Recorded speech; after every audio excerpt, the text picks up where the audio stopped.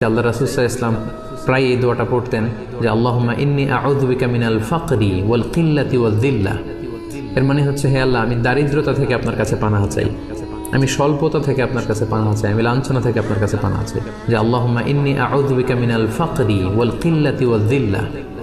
তার মানে দারিদ্রতা এটা চেয়ে নেওয়া যায় না আল্লাহর কাছে, বরং এটা থেকে পানাহ চাইতে হয়। এবং এটা থেকে কিভাবে আপনি দারিদ্র সীমা থেকে উপরে উঠে কিভাবে নিজের ভাগ্যের চাকাকে পরিবর্তন করবেন, কিভাবে আপনি স্বাবলম্বী হবেন, কর্মসংস্থানের ব্যবস্থা আপনি কিভাবে করবেন, সব সময় কিন্তু আল্লাহ রাসূল সাল্লাল্লাহু আলাইহি ওয়াসাল্লাম এই ব্যাপারে আমাদেরকে উৎসাহ দিয়ে গিয়েছেন।